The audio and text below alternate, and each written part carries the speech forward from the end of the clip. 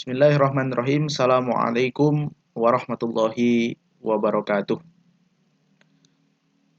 Innal hamdalillah nahmaduhu wa nasta'inuhu wa nastaghfiruh wa na'udzu billahi min syururi anfusina wa sayyiati a'malina. May yahdihillahu fala mudilla lahu wa may yudlil fala hadiya lahu. Asyhadu an la ilaha illallah wa asyhadu anna Muhammadan abduhu wa rasuluh la nabiyya wa la rasula ba'dah. Alhamdulillah kita bertemu pada pertemuan yang ke-8 kali ini. Adik sekalian, kita membahas mengenai kelanjutan silabus, yaitu akan membahas tentang aqsamul ma', terus mujibatil ghusli, furudul ghusli, ya. Pembagian-pembagian air, hal-hal yang mewajibkan mandi, dan juga fardunya mandi, gitu ya. Baik, marilah sebelum kita memulai taklim kita pada malam hari ini, kita bersama-sama ya berdoa semoga guru-guru kita, kiai kita diberikan keberkahan, diberikan kemudahan dalam menyampaikan ilmunya, kemudian guru-guru kita diberikan kesehatan dan juga kelancaran dalam aktivitas dan ibadahnya, orang tua kita di rumah semoga semuanya diberikan kesehatan yang prima dan juga dilancarkan dalam mencari rezeki, dan kita semuanya yang sedang belajar semoga dimudahkan dalam menuntut ilmu dan menghadapi ujian di pelajaran. Likulli niyatin shalihah. Al-Fatihah. A'udzubillahi minasyaitonir rajim. Bismillahirrahmanirrahim. Alhamdulillahirabbil alamin arrahmanir rahim maliki yaumiddin.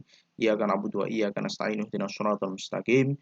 Shiratal ladzina an'amta 'alaihim ghairil maghdubi 'alaihim waladdallin. Amin. Bismillahirrahmanirrahim. Qala al-musannif rahimallahu ta'ala wa nafa'ana bi ulumihim fid dharain. Amin amin ya rabbal alamin. Bismillahirrahmanirrahim. Fi ahkamil ma'. Al-ma'u qalilun wa katsirun. Fal qalilu ma dunal kullataini wal katsiru kullatani fa aktsar. Adapun pembagian air itu dibagi menjadi dua, yakni air sedikit dan juga air banyak. Ya, ini dalam kitab Safinatun Najah. Yang pertama mengenai air ini ya adalah air sedikit. Nah, apa itu? Adalah air yang kurang dari 2 kullah dan akan menjadi najis apabila terkena najis walaupun tidak berubah rasa, warna, dan baunya. Nah, itu. Kemudian yang kedua, air banyak atau al-ma' al-katsir adalah air yang bervolume ya 2 kullah atau lebih dan tetap suci walaupun terkena najis asalkan tidak merubah rasa, warna, dan baunya. Ya, saya ulangi sekali lagi ya. Al-ma'u qalilun wal ma'u katsirun. Air sedikit dan air banyak. Al-ma'u qalilun ya, air sedikit ialah air yang kurang dari 2 kullah dan akan menjadi najis apabila terkena najis walaupun tidak berubah rasa, warna, dan bau. Kemudian yang kedua, al-ma'u katsirun, ya, air yang banyak, ya. Ialah air yang bervolume 2 kullah atau lebih dan akan tetap suci walaupun terkena najis asalkan tidak berubah, ya, tidak merubah rasa, warna, dan baunya. Nah, itu adalah pembagian air menurut kitab Safinatun Najah. Ya, ada 2. Baik, kita mungkin bertanya-tanya, 2 kullah, ukuran volume air 2 kullah itu seberapa? Ya. Nah, ini ya, di sini ya, ukuran 2 kullah ini masih menjadi perselisihan ya di kalangan para ulama. Kenapa? Sebab ya, masyhur dalam beberapa referensi kitab fikih ya, menyebutkan bahwa standar ukuran 2 kullah ini adalah takribi ya, takribi atau perkiraan atau prediksi ya, dan bukan tahdidi atau pasti ya. Ukuran 2 kullah ini masih menjadi perkira-kiraan atau taksiran atau prediksi, tidak pasti. Nah, begitu ya. Begini ya. Uh, ini saya sampaikan dua pendapat imam madhab. Pertama adalah menurut Imam Syafi'i. Nah, kita semuanya ini. Yang kedua adalah menurut Imam Hambali. Yang pertama dulu ya. Menurut Imam Syafi'i ya, ukuran wadah ya berbentuk kubus atau kotak gitu ya, berbentuk kubus begitu. Nah, itu adalah ukurannya ya, dua kulah itu dinyatakan dengan panjangnya sekitar ya 60 cm, kemudian lebarnya ya, lebarnya adalah 60 cm dan tingginya adalah 60 cm ya. Itu ketika wadah itu adalah kubus ya. Saya ulangi lagi, ketika wadahnya atau baknya ya, bak mandinya misalkan bak airnya itu berbentuk kubus, maka panjangnya 60 cm, lebarnya 60 cm, kemudian tingginya ya, tingginya adalah 60 cm. Namun jika air itu wadahnya berbentuk balok ya, itu ya ini diukur dengan ukuran cm. Balok ya, panjangnya sekitar ya, ini di sini Pak bahasa sekitar ya, kurang lebih ya 90 cm, kemudian lebarnya 40 cm ya, dan tingginya 60 cm. Saya ulangi lagi ya, ketika wadahnya itu balok maka panjangnya 90 cm, kemudian lebarnya ya sekitar 40 cm ya, kemudian tingginya adalah 60 cm. Begitu ya, itu menurut Imam Syafi'i. Nah, satu lagi ini. Seandainya ukuran wadahnya tabung ya, kayak galon itu mungkin ya. Itu ya tingginya adalah ya, kalau wadahnya berbentuk tabung ya atau drum gitu, itu tingginya kurang lebih 96 cm. Nah, ini perkiraan. Kira-kira 96 cm. Kemudian diameternya, lingkarnya ya, diameternya kurang lebih 48 cm. Saya ulangi, ketika wadahnya tabung, tingginya 96 cm dan diameternya adalah 48 cm. Itu menurut madhab Imam Syafi'i. Sedangkan ya Hanabilah Hambali, nah, ukuran wadah tabung ya, tinggi kurang lebih 100 cm, diameternya 48 cm. Nah, ini menurut Hambali ya. Saya ulangi, menurut Imam Hambali tingginya kurang lebih atau sekitar 100 cm, sedangkan diameternya adalah 48 cm. Nah, baik, itu adalah ukuran dua kulah menurut pandangan Imam mazhab Syafi'i dan Hambali. Begitu ya. Nah, itu tadi ya, ketika air itu dua kulah atau lebih, nah itu maka disebut dengan ma'un kathirun. Al-ma'u kathirun, air yang banyak. Hukumnya adalah tetap suci walaupun terkena najis ya. Kecampuran najis tetap suci kalau air ma'un kathir, air banyak itu. Ya, tapi dengan catatan tidak merubah rasa, warna maupun baunya. Nah, sedangkan air kurang daripada dua kulah ya, itu nanti akan najis apabila ya terkena najis ya. Walaupun tidak berubah rasa, warna, bau, itu dia akan tetap najis. Begitu ya. Begitu pengertiannya mengenai ahkamul ma' atau aksamul ma'. Nah, baik. Selanjutnya kita akan berbicara mengenai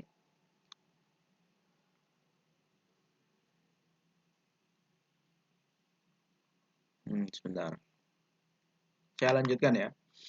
Al-qalilu yatanajjasu biwuku in najasati fihi wa in lam yataghayyar.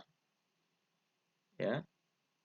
Wal ma'ul katsir la yatanajjasu illa idza taghayyara ta'muhu au launuhu au rihuhu. Nah, itu bahasa Arabnya seperti itu. Pengertian tentang hukumnya tadi ya. Akan najis ketika berubah rasa, warna dan bau ya.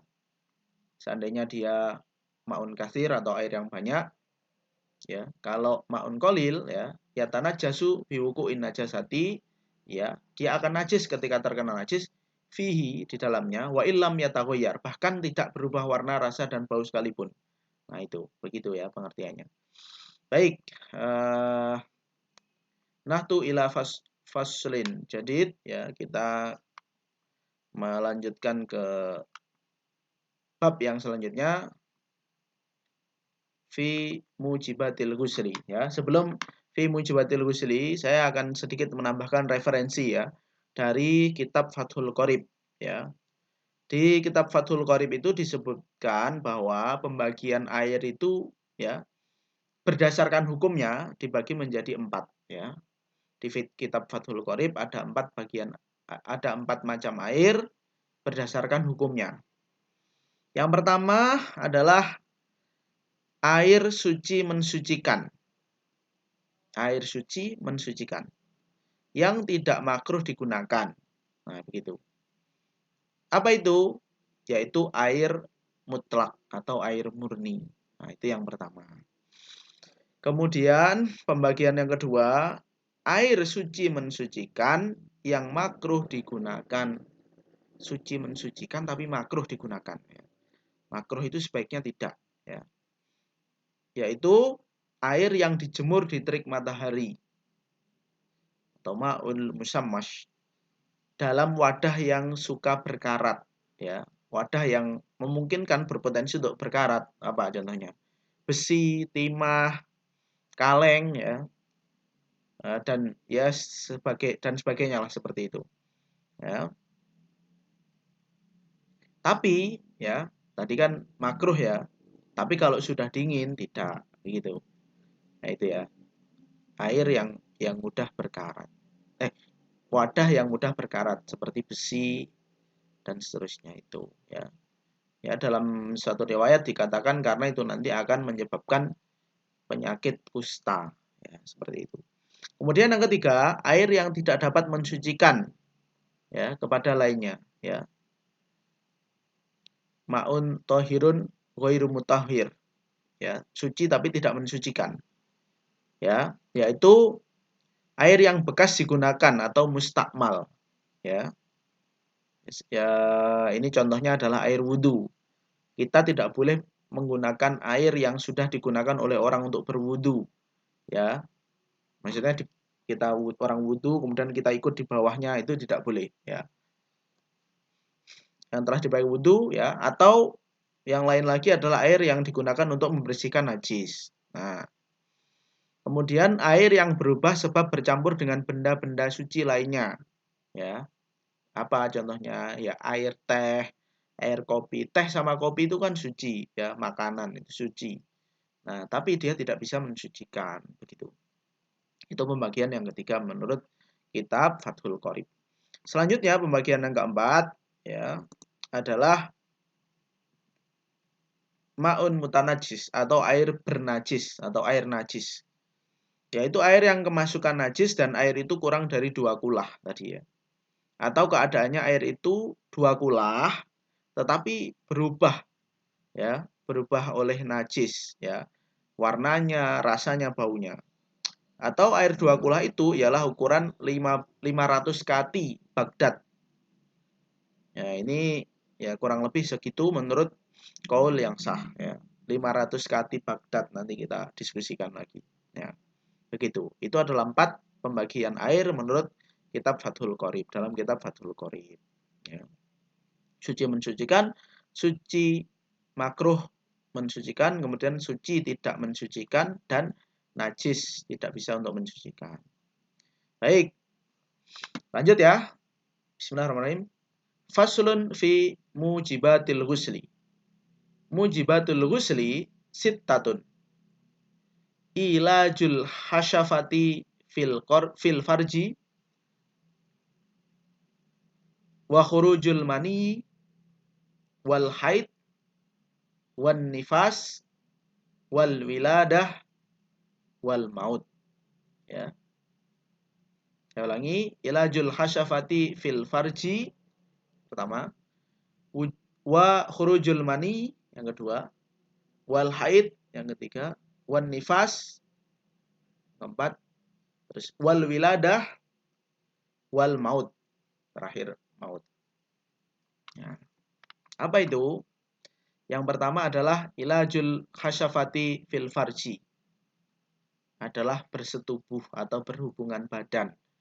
Ya, bersetubuh berhubungan badan suami istri itu penyebab wajib mandi yang pertama, yang mengharuskan mandi wajib yang pertama. Kemudian yang kedua adalah khurujul mani atau keluarnya sperma. Ya, baik dalam keadaan sadar atau tidak, maka wajib mandi, ya. Ihtilam begitu ya. Atau apapun lah yang menyebabkan keluar mani, begitu ya. Berhubungan, yaitu semuanya kan keluar mani. Nah, begitu. Atau mimpi, ya, maksudnya itu. Sadar atau tidak, itu ketika keluar mani wajib mandi besar. Tuh. Yang ketiga, wal haidu, yaitu haid bagi perempuan. Wan nifas, ya. Nifas itu bagi perempuan juga. Wal wiladah, wiladah, melahirkan. Nah, dan melahirkan. Nah, ini saya jelaskan sedikit mengenai wiladah ya. Ada dua alasan yang mendasari bahwa melahirkan itu mewajibkan mandi. Yang pertama, ya, melahirkan itu merupakan asumsi dari keluarnya darah. Sebagaimana diketahui dalam bahwa keluarnya darah itu adalah perkara yang mewajibkan mandi. Nah, alasan itu sama dengan alasan batalnya wudhu bagi orang yang tidur. Nah, karena tidur mengandung asumsi adanya hadas yang merupakan perkara yang membatalkan wudhu. Nah, alasan kedua, anak adalah mani yang menggumpal atau berkumpul.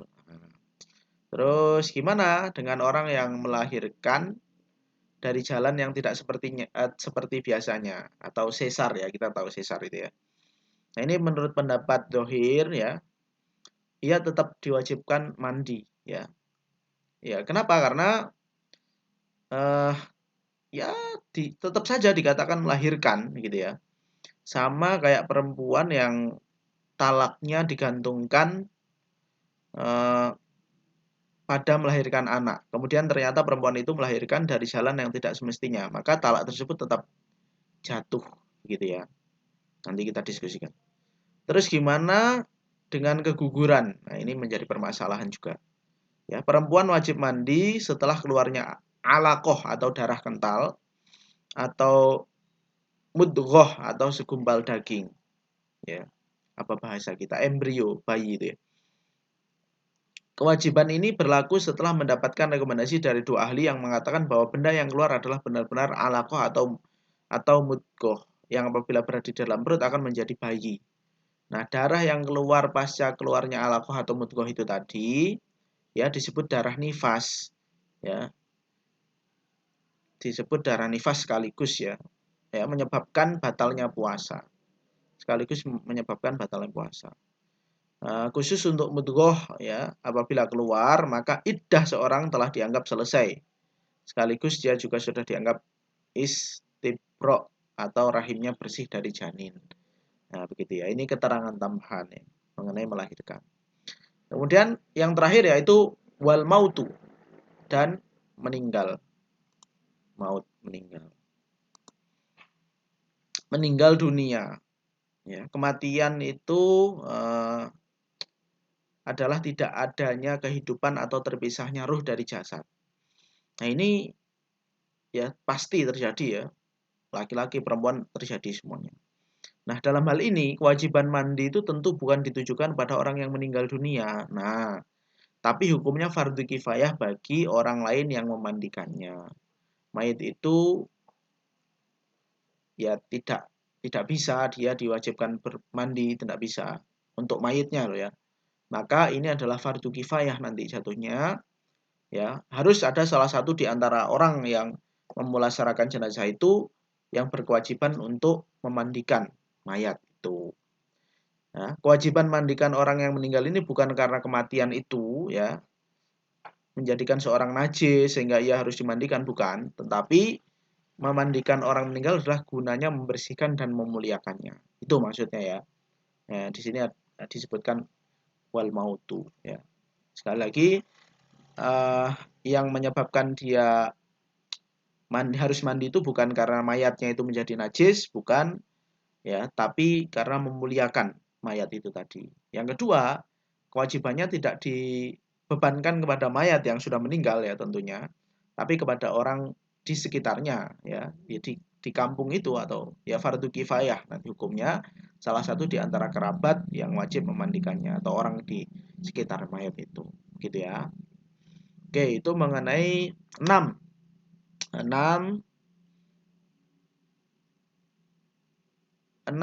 hal yang mewajibkan seseorang untuk mandi. Nah, gitu. 6 hal yang mewajibkan seseorang untuk mandi. Nah, baik.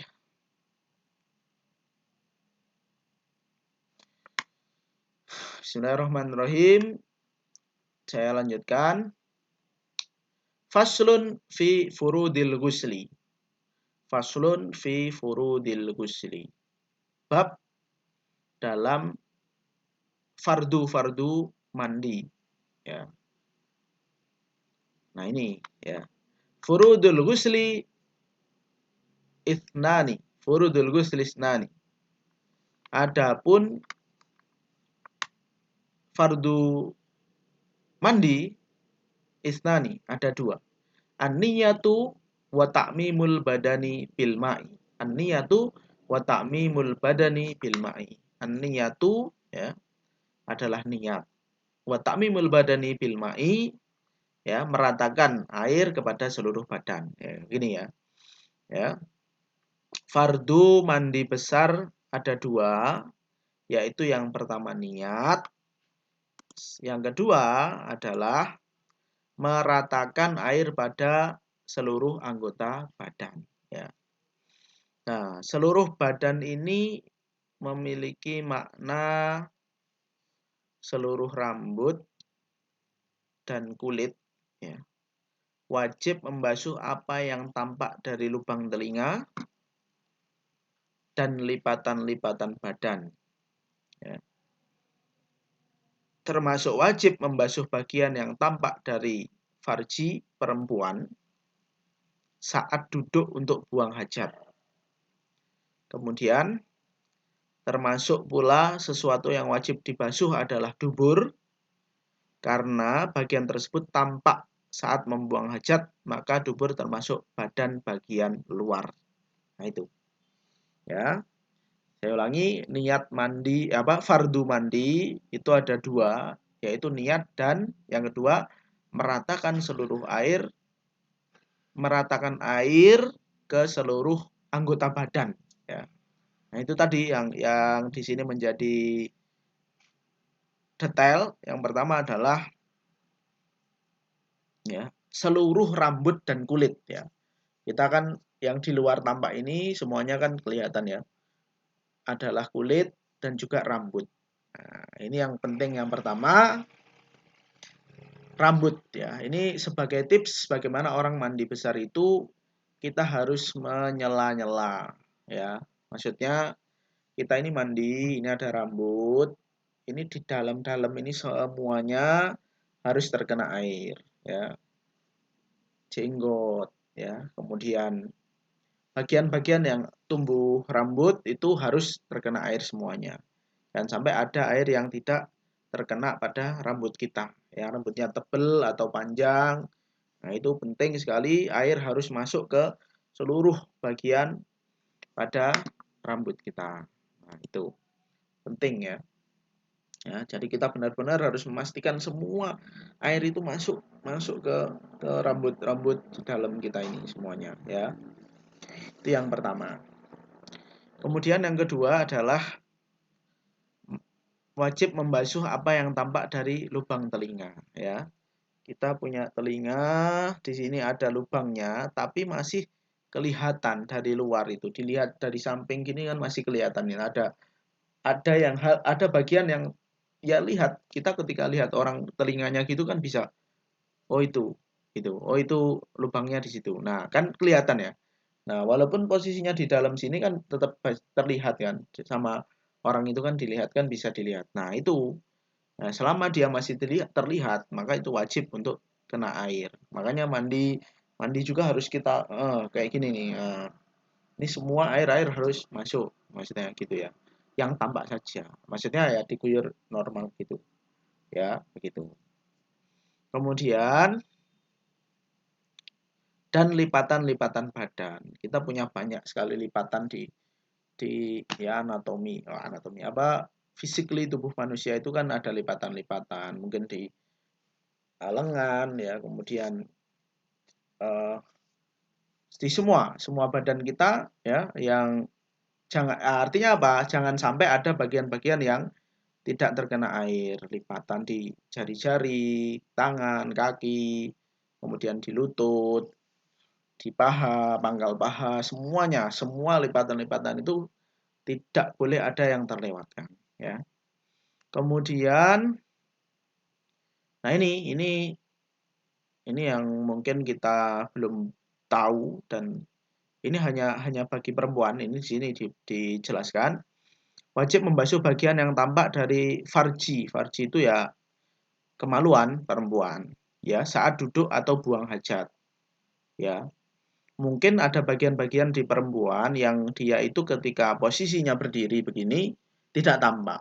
Tapi ketika dia duduk atau buang hajat itu jadi tampak. Nah, itu masuk dari bagian yang harus dibasuh juga.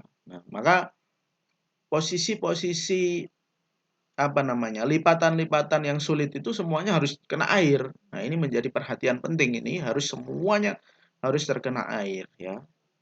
Jangan sampai ada yang tidak terkena air. Kita sering kali mungkin ya di kuku, nah kayak gini ini ada bagian-bagian kecil part yang lekukan ya. Maksudnya lipat antara kuku dan kulit. Nah, ini juga harus semuanya harus harus bersih itu, maksudnya harus kena air. Nah, itu.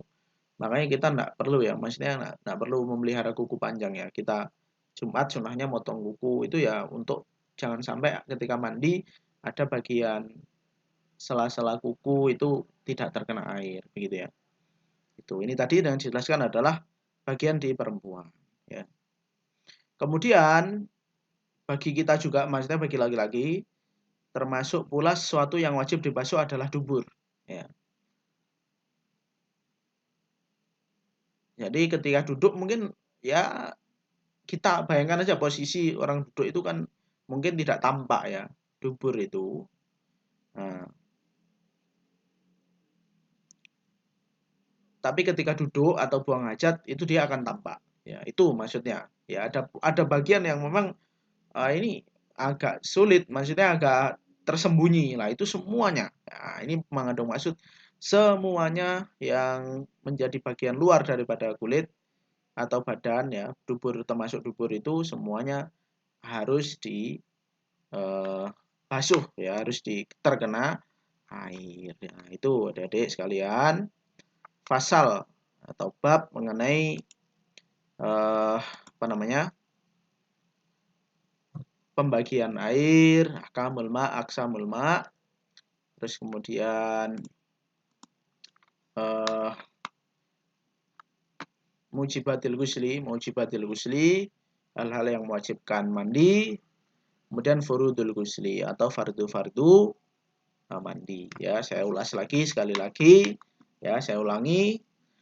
Pembagian air ada dua, ya, al-ma al-qalil, al-ma'ul qalil wa al-ma'u katsir, ya, sambil saya baca ya. Bentar.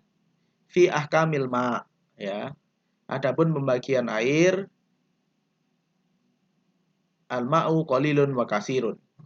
Air sedikit dan air banyak. Al-ma'u qalilun, air sedikit, wa katsirun, air banyak. Wal qalilu, ya, adapun air sedikit, maduna kullataini, apa yang di bawah, yaitu di bawah dua kulah. Wal kathiru, dan air yang banyak, kullatani fa'aktsaru, 2 kulah atau lebih. Al-qalilu yatanajjasu biwuqu'in najasati. Air sedikit itu najis, akan menjadi najis biwuqu'in najasati, ketika terkena atau tercampur dengan najasati atau najis. Fihi, di dalamnya. Wa in lam yataghayyaru. Wa in lam, bahkan tidak yataghayyaru, berubah sekalipun, ya. Saya ulangi, al-qalilu yatanajasu biwuqu'in najasati. Air sedikit itu najis, menjadi najis ketika terkena najis, ya. Wa in lam yataghayyaru, walaupun tidak berubah sekalipun warna, rasa, dan baunya. Wal ma'ul kathiru la yatanajjasu. Sedangkan air yang banyak la yatanajjasu, tidak najis, ya. Ketika terkena najis tadi loh, ya, tidak najis. Illa idza taghayyara, kecuali jika berubah, ya. Apanya? Ta'muhu, rasanya, au launuhu, atau warnanya, au rihuhu, atau baunya. Itu. Air yang banyak itu tidak najis, ya, ketika terkena najis, tercampur dengan najis, kecuali berubah warnanya, rasa, dan baunya. Itu.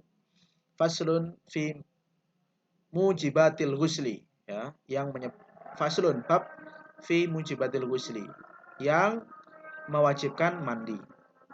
Mujibatul ghusli sittatun, ya, yang mewajibkan mandi sittatun, 6. Ilajul hasyafati fil farji, ya, berhubungan badan, ya, atau berhubungan badan, ya, ini bagi suami istri mungkin, ya, fil farji. Wa khurujul mani, dan keluarnya mani. Wal haidu, dan haid. Wan nifasu, dan nifas. Wal wiladatu, dan melahirkan. Wal mautu, dan meninggal, ya, meninggal dunia. Nah, itu 6 hal yang mewajibkan mandi. Faslun fi furudil ghusli, ya, bab dalam kewajiban bab furudil ghusli, fardu-fardunya mandi. Furudul ghusli ithnani, adapun fardu mandi ithnani, 2, ya. Apa saja? An-niyatu, pertama adalah niat. Wa ta'mimul badani bil ma'i, dan meratakan badan kita bil ma'i, dengan air. Nah, itu, ya. Itu adalah bab yang kita pelajari pada pertemuan kali ini dari kitab Safinatun Najah. Baik adik-adik sekalian, ya, saya harap pembelajaran kita yang singkat pada malam hari ini bisa menambah wawasan dan juga pengetahuan dari adik-adik sekalian, yang sehingga nanti bisa memantik diskusi kita di pertemuan selanjutnya. Harapan saya adik-adik juga bisa melihat dan membaca mengenai apa yang sudah kita pelajari barusan tadi, ya. Ini penting karena ini berkaitan dengan kegiatan ibadah kita sehari-hari yang sangat bersinggungan dengan kita semuanya. Saya yakin adik-adik sudah pernah belajar, saya yakin adik-adik sudah pernah tahu mengenai bab-bab ini tadi semuanya. Namun ini kita lihat dari sudut pandang kitab Safinatun Najah, ya. Di sana memang banyak sekali madhab atau mungkin pandangan-pandangan para ulama mengenai hukum-hukum 3 hal ini tadi, ya. Dalam hal ini kita menambah wawasan sedikit lagi mengenai 3 bab tadi dari sudut pandang kitab Safinatun Najah, ya.